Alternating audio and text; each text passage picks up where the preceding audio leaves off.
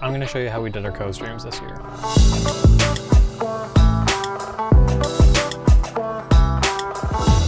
What up, Titans fans? I know content creation in this space is a hot topic and people always want to know how to do it, so I'm going to show you how we did our co-streams this year. Before we get too far into this, at the beginning of the year, COVID was still quite bad. So in Vancouver, we had certain restrictions in place in workplaces, and that included our team here. So we had to change how we did things quite a bit. So that presented kind of a unique challenge to us. We wanted player cams in the room to give fans an inside look at what was going on in the room at the time. So I'm gonna break down how we got our feeds together. For the most part, there's 3 feeds running into a single system.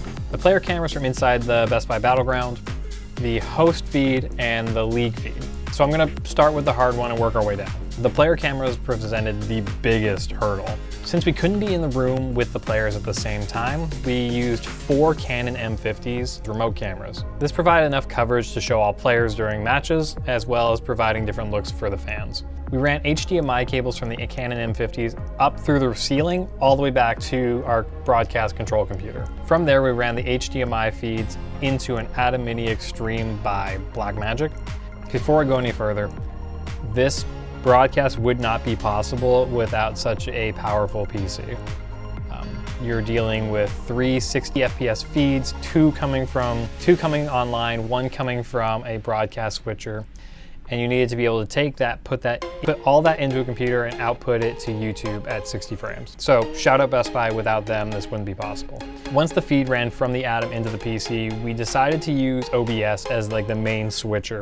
OBS is very customizable and you can do a lot with it. A lot of people use it just for streaming, but for us, we customized it and molded it into more of a traditional live broadcast switching hub. So 1 feed down, we got the player feeds, awesome. The next feed that is arguably more important is the game feed.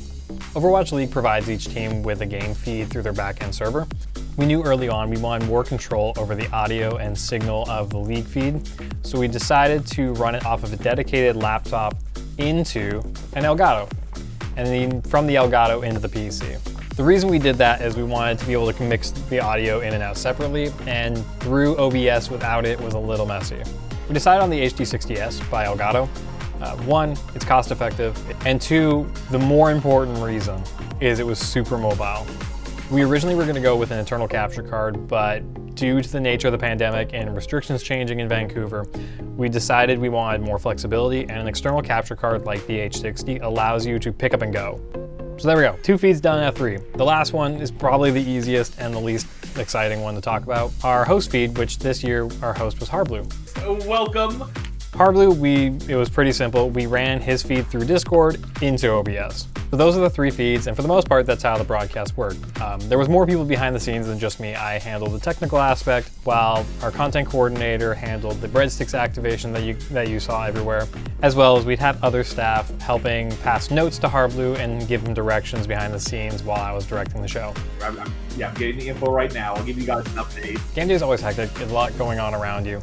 So I am very thankful we had these. These are the ROG Delta headsets by Asus. They're super noise canceling and they were able to cut out the noise while I needed to focus. I wanna give a special shout out to Best Buy. Without them, like none of this would have happened.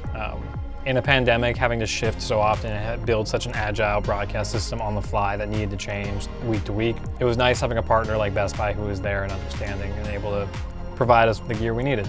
So shout out Best Buy, thank you for everything. If you guys are looking to get any of the gear I talked about here, you can find it on bestbuy.ca. Thank you guys so much for watching. Thank you Best Buy for all your support this season, and we'll see you soon.